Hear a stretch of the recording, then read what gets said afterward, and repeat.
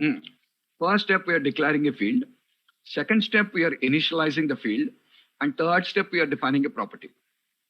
So what is the first step? Declare a field. Second step, initialize the field. See, first step, declare a field. Second step, initialize the field. Third step, then you write the property. So for a property, field is very, very important. Yes, remember, for a property, a field is very, very important. Yeah, fields are very important for a property actually.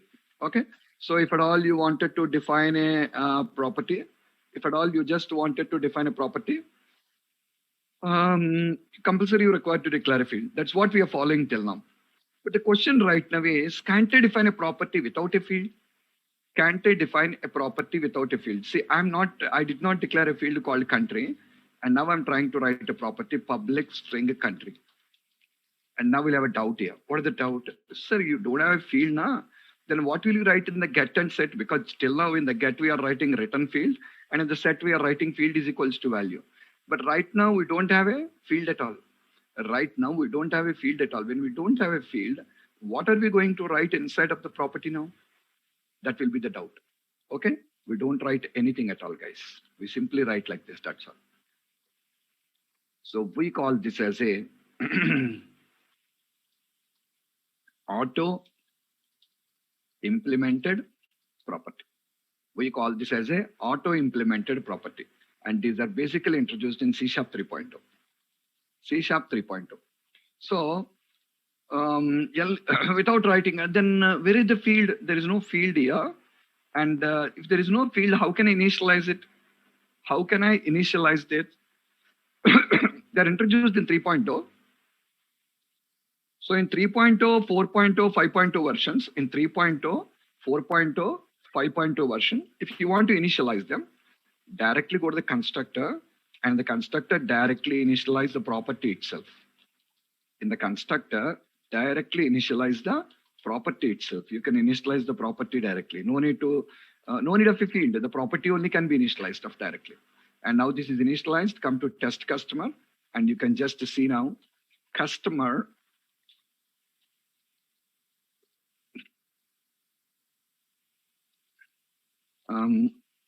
customer country obj dot country obj dot country.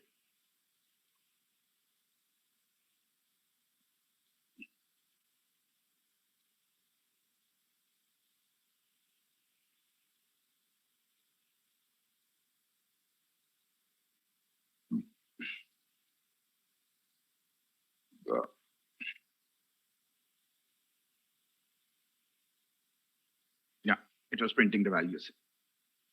Customer country India. Okay. So guys, in which scenarios do we use these automatic or auto implemented properties? We call it that automatic or auto implemented properties, either automatic or auto implemented property. In which scenario? So this is easy now. This is very easy. Then what is the point of declaring a field again and all the things? This is going to be an easy process. But guys, this is an easy way of defining a property. But we can use this. I'm sorry, guys. We can use these automatic properties or auto-implemented properties. We can use this automatic or auto-implemented properties only when we don't have any additional logic in the get and set accesses. We can use this automatic or auto-implemented properties only when we don't have any additional logic in the get or set accesses. For example, if you take the state property, I cannot define the state property as an automatic property. Why? Because we have some condition here. And in auto-implemented property, we cannot write this. So state property cannot be defined. City property cannot be defined. Balance property cannot be defined. Name property cannot be defined. Okay? Status property, yes, it can be defined. Status property can be defined as auto-implemented or automatic. Why? Do you have any extra logic in that?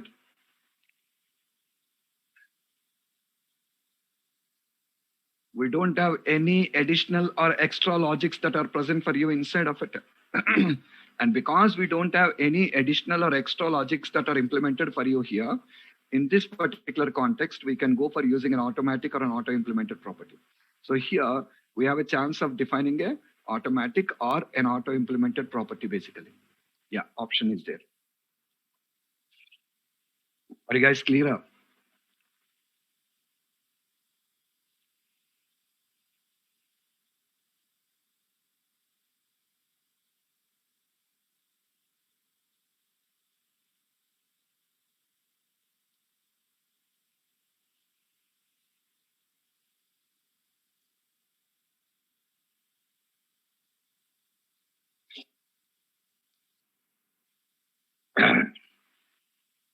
What is your question? Can we keep India, USA, UK at constructor?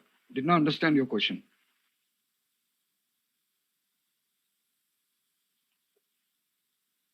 Country is equals to India. Okay.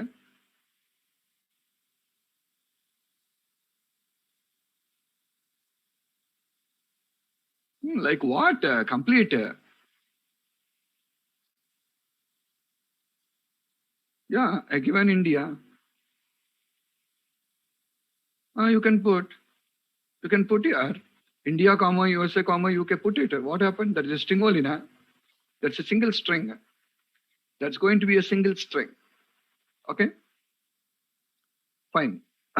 So, can I define customer ID as an automatic property? Yes, I can. I can define the customer ID also as an automatic property. Why? Because customer ID also doesn't have any conditions or logic in it. So name, balance, city, state cannot be defined as auto-implemented because they have logics. Never have a doubt.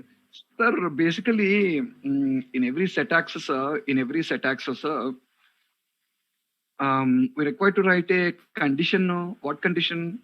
For every set accessor, we just we just thought of writing a status condition. Yeah, in every set accessor, we thought of writing a status condition. But now, if at all it is auto-implemented, you cannot write a status condition. Actually, I want this as a read-only property, guys. I want this as a read-only property. So if it is a read-only property, then setter is not accessible out of the class. Are you clear?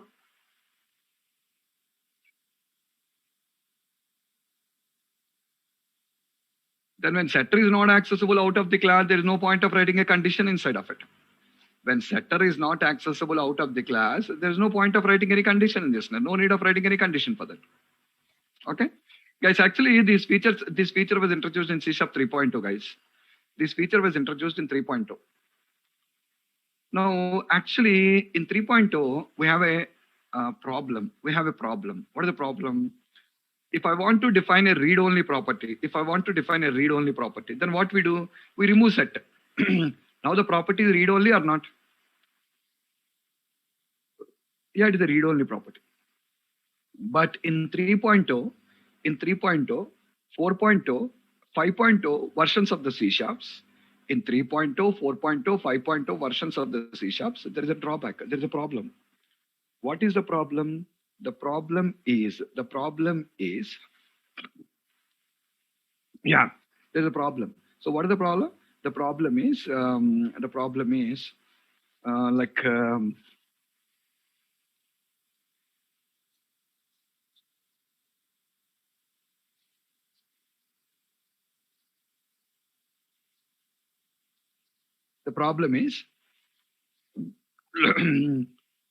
in an automatic or an auto-implemented property, it is mandatory to write both the get and set accessors. In an automatic or auto-implemented property, it is mandatory to write both the get and set accessors. Why, sir? Why? Because see, if you don't have a setter, how can you initialize this property in the constructor? Remember, in the constructor, you assign the country is equals to India now. In the constructor, we have initialized the country is equals to India. Without a setter, how can we access? Sorry, without a setter, how can you assign? So that's why it is mandatory to write both get and set. But my requirement is I want a read-only property. If you want a read-only property, simply say private. If you say private, now see set is private. Is it accessible out of the class? So now tell me what is accessible out of the class? Get only. Get is only accessible out of the class. So out of the class, the property is read-only now. Out of the class, the property is read-only now. Right or not? Okay. So don't forget that out of the class, this particular property is going to be a read-only property. Okay. So compulsory in C Sharp 3.0, 4.0, 5.0, it is compulsory you require to write both get and set also, because if this set is not there, you cannot initialize the property in the constructor. But guys, listen, in C Sharp 6.0,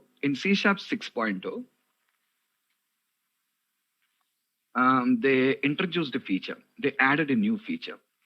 In C Sharp 6.0, they added as a new feature. What is the new feature that I have added is,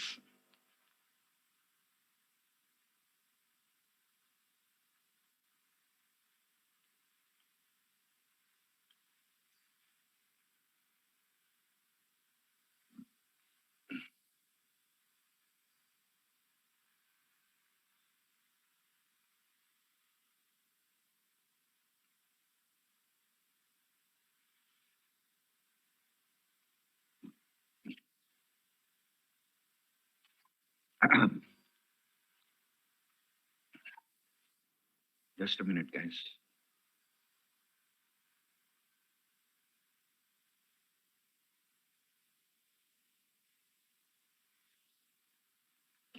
Yeah, yeah. In C Sharp 6.0, they added a new feature. What is that? See, I'm writing a new property, public string continent. Public string continent. And I want to write only getter. Now we don't have a setter. When we don't have a setter, guys, when you don't have a setter, can I initialize this now? If I don't have a setter, can I initialize this now? No. So we cannot initialize. That's why they introduced a feature here called as auto property initializer. In which version? In C Sharp 6.0. In C Sharp 6.0, they introduced a feature called auto property initializer. So with auto property initializer, guys, watch it out. You can initialize the property directly. You can initialize the property directly at the time of declaration only, without again going to the constructor. So no need of writing a setter now. No need of writing a setter. Are you clear? We can initialize the property directly at the time of declaration. Property definition only you can initialize. We call this as an auto property initializer. This came into existence in C Sharp 6.0, auto property initializer. And because of this auto property initializer, you can directly initialize the things at the time of declaration. So now, even though you don't have a setter, no issue. No need to go to constructor to initialize this again. No need to go to constructor to initialize this again. Directly initialized on the same line. You can see now.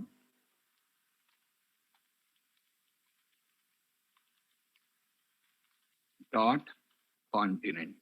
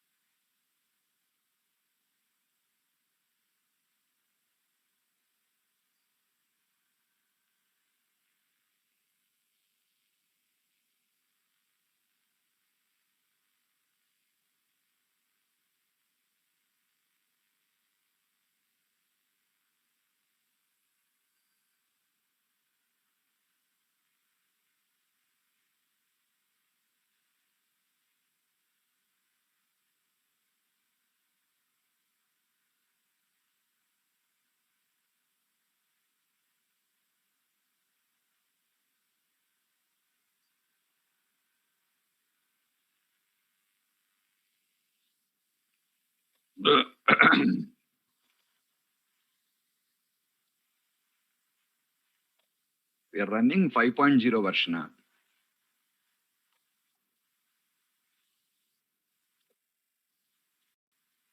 Which version are we? Which version of the C# are we learning? Guys, which version of the C# are we learning? 9.0. I think you are not following the class first. 5.0 is the framework version.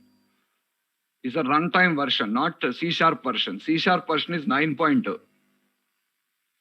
5.0 is the runtime version. That is the .NET runtime version, not C# version.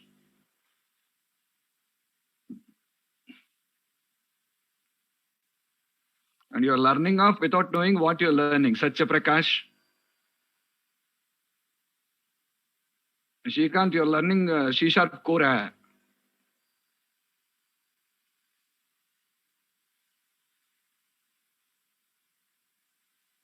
And Vibhu Datta Hota.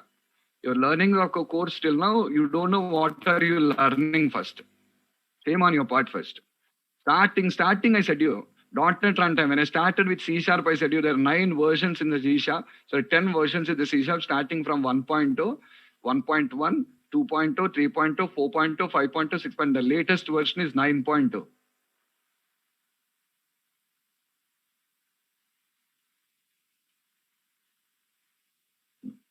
Are you guys clear?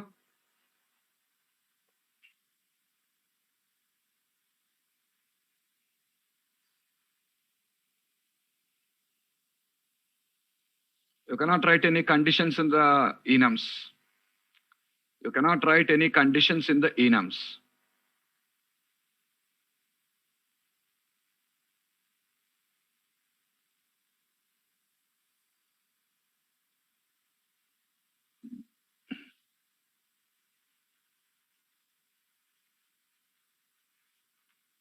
Okay. So this is about the properties, guys. This is all about the properties. I defined you 8 properties to you, making you clear about different things. Read, write, read-only property, read-write property, with condition in get, with condition in set, enumerated property, property with a different scope to each accessor, auto-implemented property, auto-property initializer. So in how many ways you can define a property, I given you an example for you about all the things. In how many ways we can define a property, I was just telling you in all the things. Everything, what are we just writing? Every way how a property can be defined, every option that is included, I just listed you for you in this place now. Okay, guys, this is all about the properties and how do we define the properties in your code.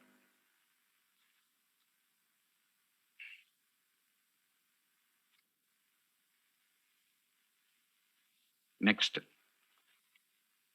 The next topic, what we just have here is, okay, guys, one day, do you remember this concept?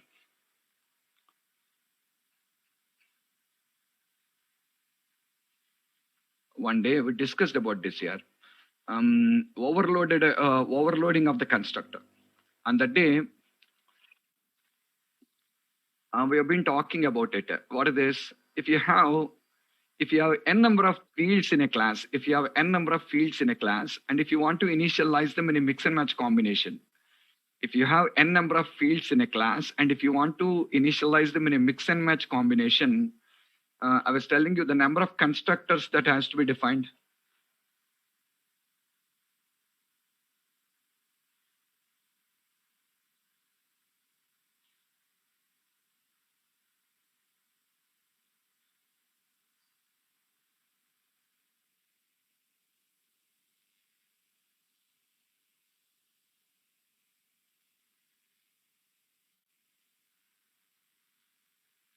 Yeah, 2 power n, not n power n, 2 power n.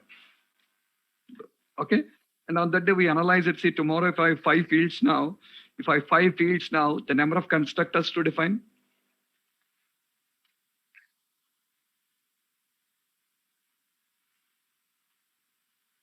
"32 constructors." So it's a complicated process now. It's a very complicated process here, writing that many number of constructors, because there are 6 fields, 64 constructors will come.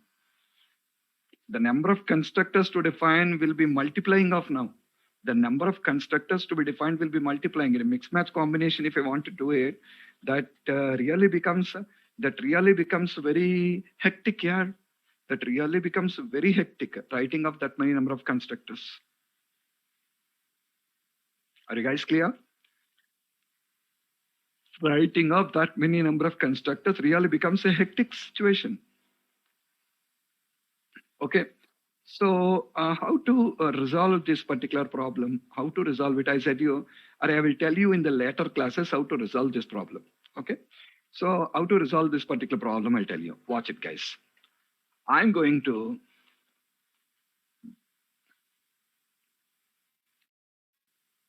add a class here called as test student. Test student.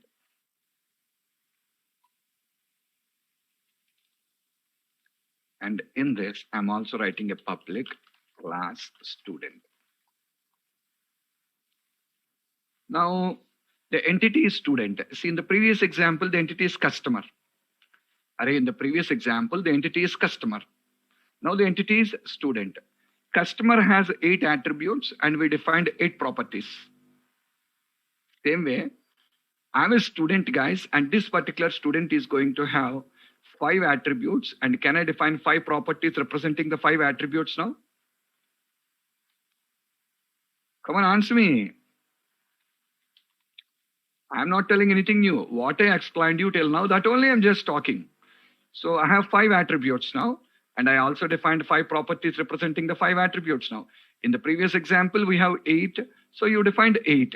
Now we have 5. So I'm defining 5.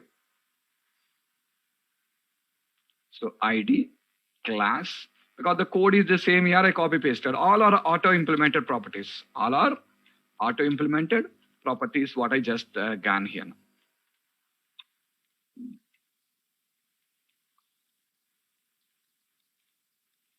Is the code clear, guys?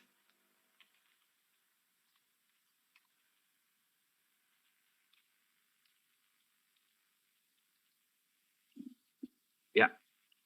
Is the code clear? Simple. I defined you 5 fields and 5 properties. That's all. What I explained in the previous example. How many fields are there? 5. If I want to initialize them in a mix and match combination, the number of constructors to define?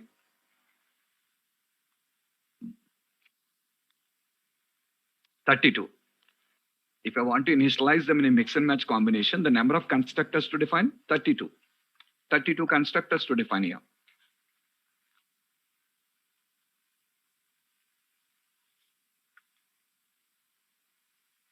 Okay, guys?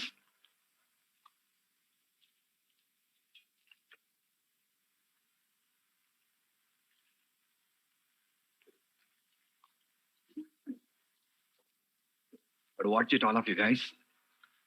Without even defining a single constructor, in my code, I can initialize all of them in a mix and match combination. Without initializing a single constructor in my code, I can initialize them in a mix and match combination. How is it possible? Watch. Static void main. Okay. Now I'm going to create an instance of the student. Student S1 is equals to new student. Do you have a constructor in the class? Yes. What I have? Default constructor. Do we have a constructor in the class? Yes, we have a default constructor in the class. Okay, guys. There is only a default constructor that is defined for you in the class. Okay. So now with this default constructor, all the fields are initialized with default values. All the fields are initialized with default values. See, I'm writing console.writeLine S1.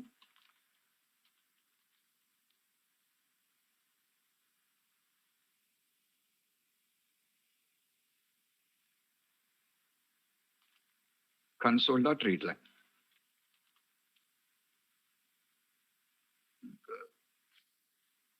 Okay. Let me come here and run the test student.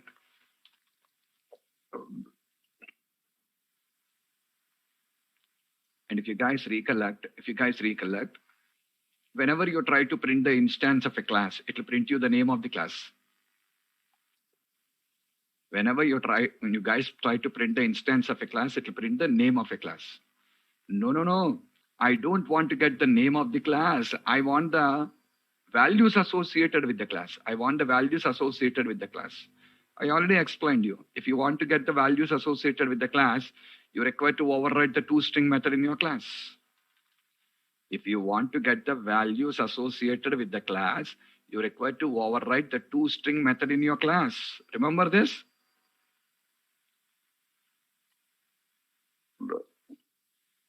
Guys, see, written, and I'm printing ID, name, all the values. See the output. I've overridden the toString method. Yeah. So by default, all are initialized with a null only. See, why all are initialized with null? Default value, because the constructor is default constructor, and all the fields are initialized with the default value null.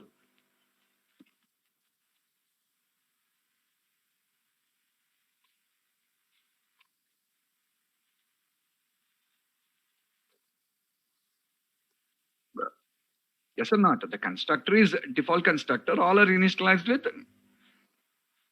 What is our requirement? We want to initialize these fields in a mix and match combinations actually. We want to initialize in mix and match combination. Only ID, only class, only name, only marks, only fees, ID class, ID name, ID marks, ID fees. Like this mix and match combinations. So in this process, as per our discussion, 32 constructors should be defined, but not even a single constructor is defined in the class.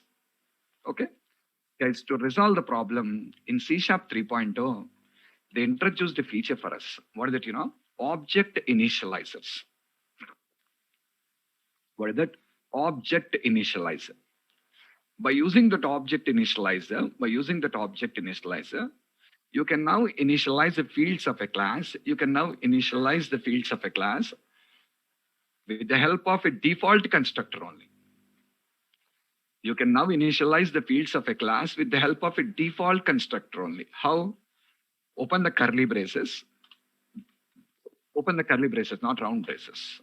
Now inside of it, you get access to all the properties of your class now. Okay. Now see what I'm writing. ID is equals to 101. Name is equals to Ajay. Class is equals to 10. Marks is equals to 575 marks.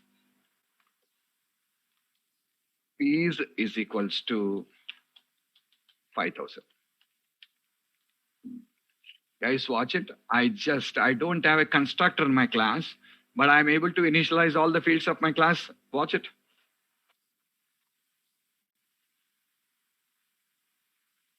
Are you clear? I'm able to initialize all the fields inside of the class now. I'm able to initialize all the fields on the class by making use of the constructors. By making use of the properties. These properties are accessible to me here. Now look at this, guys. What's the requirement? I want to initialize them in mix and match combinations now. Mix and match combinations. See, guys, here.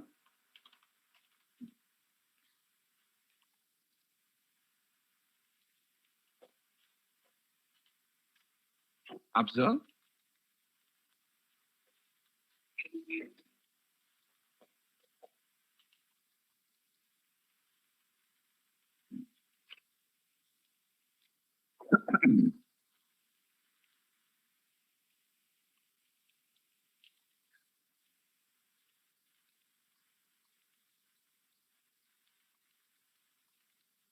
See, guys.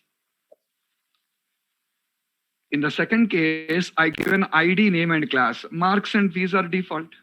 In the third case, I give an ID, marks, and fees. Name and class are default.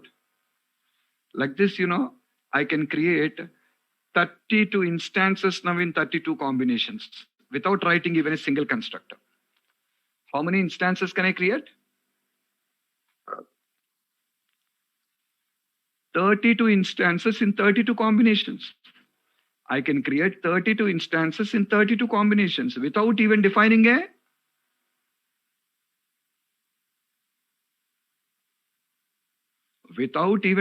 a single constructor in the code.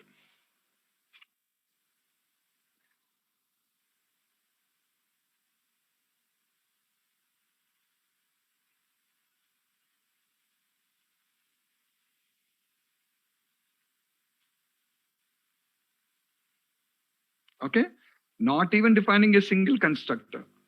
Now guys, is your problem solved now?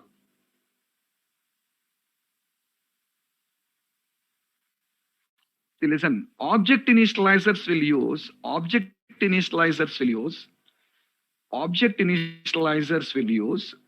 actually this feature was introduced in C# 3.2 guys, and they will be using the default constructor internally. What they will be using? Default constructor internally. And right now our class has a default constructor. Yeah, why? Because we did not define any constructor, our class automatically has a default constructor. Are you guys clear? Because we did not define any constructor, our class automatically has a default constructor now. Okay, so there is a default constructor in our code now. So because I did not define any constructor. Suppose guys, suppose you define a parameterized constructor in your class. Suppose if you define a parameterized constructor in your class, suppose something like this, public student int id. And here I'm writing underscore id is equals to id. Now tell me, does your class has a default constructor?